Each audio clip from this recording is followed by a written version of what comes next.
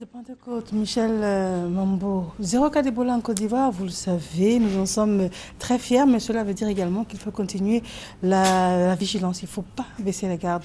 Raison pour laquelle nous avons régulièrement nos capsules de sensibilisation. C'est l'occasion de vous la proposer et juste après, nous avons la rubrique Petit-Déj. À tout de suite. Hey, ma tante, bonjour. Ah, ma fille, bonne arrivée. Attends-moi, j'arrive, attends-moi, j'arrive. Bonjour, ma fille. Comme tu es docteur là, vraiment, tu vas nous parler à faire de Ebola là. Est-ce que c'est vrai même? Maman, si c'est tout ça là, tu as raison. Appelle donc tes copines. Venez. Chers frères, chères soeurs, bonjour. La fièvre hémorragique Ebola, c'est une grande affaire à nos portes. C'est une maladie très contagieuse, j'ai dit dangereuse. Ah bon?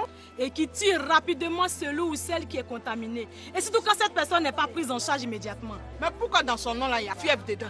C'est parce que quand tu es contaminé là, ça commence par la fièvre. Et tenez-vous bien, hein, une forte fièvre qui est souvent brusque, qui donne de grosses gouttes de sueur. Mais madame, quand quelqu'un le coagule, il a aussi la fièvre.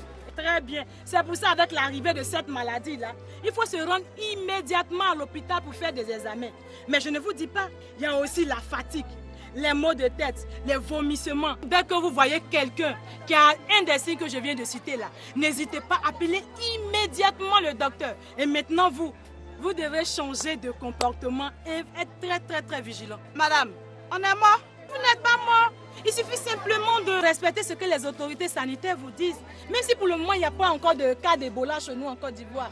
Mais ne perdons pas de vue qu'autour de nous, il y a eu des cas, beaucoup de malades et surtout de morts. On dit de ne pas chasser, de ne plus toucher, de ne pas manger la viande de bouche, agouti, biche, chauve-souris, hérisson. Même au village, on dit de ne pas manger. Madame, mais pourquoi? Ma soeur, et là, ça me donne l'occasion de vous dire ce qui se passe réellement. Hein. Le virus, ça vient chez l'animal. L'animal contamine l'homme au contact. Ça veut dire quand il l'a touché. Mais quand l'homme est infecté, il tombe malade, il contamine les autres. Comment il contamine les autres hommes? Crachat, là, c'est ça qui contamine. Sueur, ça contamine. Même quand il vomit, là, ça contamine aussi. Quand il saigne du nez aussi, ça contamine.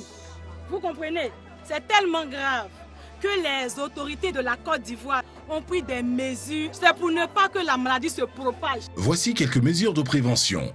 Évitez la chasse, la manipulation et la consommation des animaux de brousse, chauves-souris, singes, gorilles, agoutis, antilopes, porcs-épics, etc. Évitez tout contact rapproché avec toute personne qui présente une fièvre, des maux de tête, des saignements.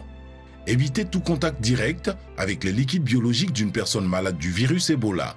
Le sang, les selles, les vomissements, la salive, etc. Évitez la manipulation des cadavres. Évitez de se serrer les mains et de faire des accolades. Se laver les mains fréquemment et soigneusement avec de l'eau et du savon. Répandre de l'eau de javel sur les selles et vomissements des personnes malades avant tout nettoyage. Le personnel de santé doit se protéger pour toute consultation et tout acte de soin. Quand vous allez trouver un cas suspect, rendez-vous dans l'hôpital le plus proche. Là-bas se trouve un personnel qui se protège et qui prend soin, qui examine votre malade. Donc pour toute information, je vous en prie, appelez le 143. Je reprends le 1, le 4, le 3, ça fait 143. Madame, excusez-moi, c'est payant? Non, c'est gratuit pour tout le monde. Mobilisons-nous pour 0 cas d'Ebola en Côte d'Ivoire et 0 contamination. Ceci est un message du ministère de la Santé et de la lutte contre le sida et de ses partenaires. Alors, si vous nous prenez en cours, vous faites bien. Vous êtes à votre matinale Matin Bonheur et nous avons pour mission de conduire ce magazine, cette émission, cette matinale, jusqu'à 8h00. Le moment est arrivé pour nous de vous parler petit-déj. Elle s'appelle Madame Jocelyne Silué. Madame, bonjour. Bonjour Marielle. Alors, qu'est-ce que vous nous proposez pour ce matin? Déjà, bonjour à tout le monde et bonne fête. Ce matin, je vais vous proposer un plat assez typique de la France qu'on appelle les paupiettes de veau à la parisienne. Très bien, des paupiettes de veau à la parisienne. C'est bien, moi ce que j'aime chez vous, c'est qu'on voyage beaucoup, vous faites beaucoup de recherches également, oui. Ça fait plaisir. Oui. Alors les paupiettes, qu'est-ce que c'est? Alors les paupiettes, c'est tout simplement une tranche de viande fine de veau qu'on aura assaisonné avec des petits salés, avec des épices, de l'ail.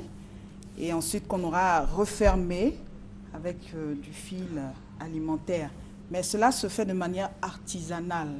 Voilà, c'est pas donné à tout le monde de le faire. Vous devez vous adresser particulièrement à votre boucher. Et c'est celui-là qui va composer ces belles tranches de paupiettes que vous voyez ce matin.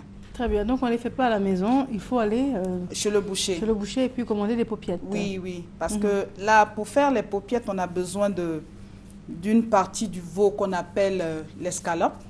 Et c'est cette partie-là qu'on hache finement et on ajoute le mélange d'épices dont je vous ai parlé tout à l'heure et on referme. Voilà, c'est très délicat et il faut vraiment du professionnalisme pour ça. Très bien. Alors, ce qu'on remarque, c'est que c'est entouré de, on aurait dit d'un filet de graisse. Oui. Donc, bon, c'est pas l'idéal pour la ligne, mais ça veut dire également que ça va être très tendre et que ça va ramollir d'autant plus la viande. Effectivement, le veau même, déjà c'est tendre à la base. Voilà, c'est tendre à la base, c'est le petit de la vache. Déjà, vous pouvez consommer le veau à partir de 5 à 6 mois, déjà après l'élevage. Parce qu'il y a deux sortes de veaux. Hein. Il y a des veaux qu'on utilise pour renouveler le troupeau ou des veaux qu'on utilise pour la boucherie, comme ce que vous voyez là. Madame Silu, elle est même informée sur les différentes viandes et tout, et leur utilisation. On va faire une courte pause, il est 7h, il est l'heure d'une page de publicité. On revient avec grand plaisir pour ce petit déj qui s'appelle les paupiettes de veau à la parisienne. Ah là là. À tout de suite.